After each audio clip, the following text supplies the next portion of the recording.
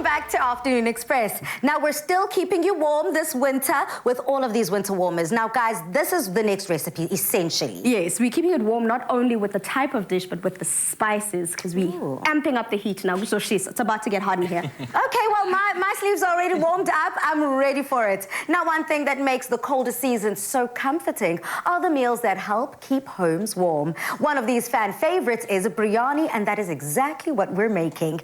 A juicy mutton biryani that is sure to keep you and your loved ones warm this winter. Gobaya Gyakotola.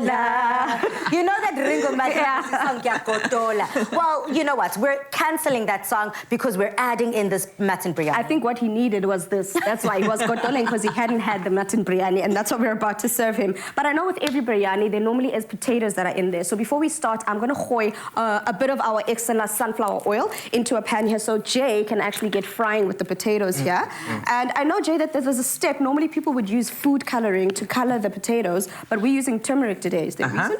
The turmeric will give it that luscious golden color. Yeah.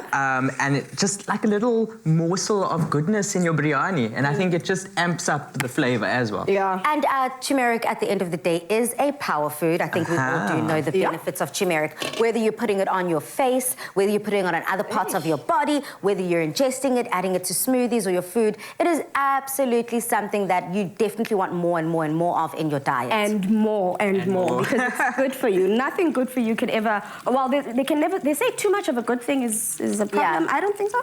Yeah, that's just me. Here for it. But let's just start on the mutton biryani. So I've got our onions here that have already been crisped up and gotten nice and yellow, because that's a step that's very important. And I've also just added quite a bit of our EXCELLA sunflower oil into there as well. And as you know, because it has a neutral taste, all it does is it enhances whatever you're going to be cooking here. And that's one of the great things we love. So before we go too far, we want to now start lifting the flavors of what we're making. And our meat has been marinated. We've marinated this overnight with some turmeric again, and we've added some chili spice to this as well. So if you've got peri-peri or any other of those hot spices, you can definitely do that. Put that in the fridge, let that marinate overnight. And then we've also got a paste that we've done. Some weeks ago, we actually showed people how to make curries. We focused on curry week. So we're going back to that, those warm flavors and all of that. So in here, we have our curry paste that is made up. As you can see, it's nice and green. We've got some mint in here. We've got some coriander. We've got some desiccated coconut as well that we've added into this. So all of these flavors coming together with some chilies that we've added in there. What this is going to do is amp up the flavor of this mutton biryani that we're making. So, Domi, when it comes to this paste, at the end of the day, you added whatever was in your fridge, you kind of threw it all together, you blended it all together to create that paste. However, I'm going to throw a spanner in the works. Sure.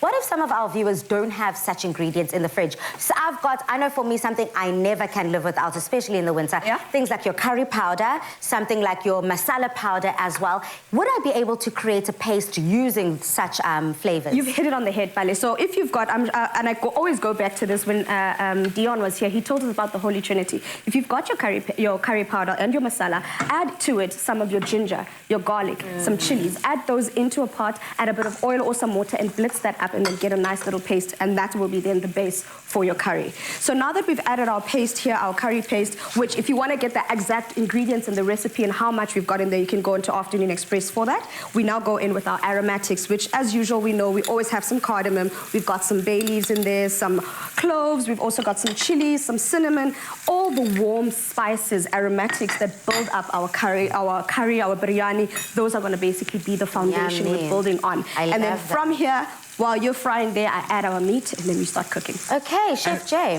I was just going to say, I love that you're using fresh curry leaves, fresh bay leaves. Fresh is always best. But to your point earlier, Pali, I'm going to throw a bit of a spanner in the work, because when we do biryani at home, we usually marinate our meat in like a creamy base. So yogurt, but I would actually use some of the EXCELLA mayonnaise in the marinade. That would add like a nice depth of creaminess to it.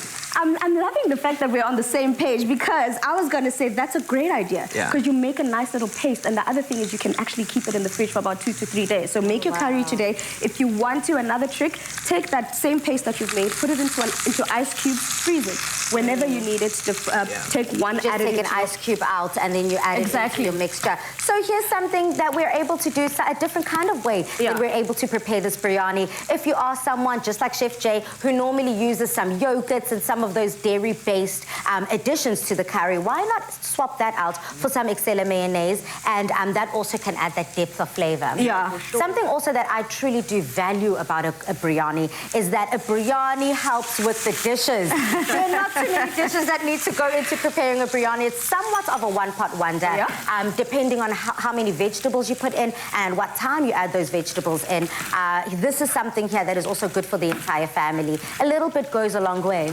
Another way how we make this dish go a long way is that we add our EXCELLA Thai long grain rice into it. You know, most people like to either cook it in and put it into the mixture. Some people like to layer it up. I've got our EXCELLA Thai long grain rice that's already been cooked, and we're going to be doing the layering process. But obviously our meat still has to cook, so we'll give it about an hour 15, just so it's cooked up. And that's when we then add our potatoes to it, and then we add our EXCELLA Thai long grain rice. Layer it up. As we always say. That's the most important part. This is the boss dog. So then, a little goes a long way. It cooks fluffy and white every time. Our EXCELLA mayonnaise itself is even made with our EXCELLA sunflower oil, which is made to stringent quality standards. I mean, this dish, not only is it good for you, it's also good for your pocket. It is economical because at the end of the day, we decided to use mutton as our cut of meat instead of lamb. We always traditionally use lamb, but mutton is more economical. And also, it just cooks longer. So it's a labor of love. Keep it in there, as Dumi says, for an hour, and then you're good to go. You're good to go. And on that note, to get this recipe, simply head over to afternoonexpress.co.za for the full ingredients.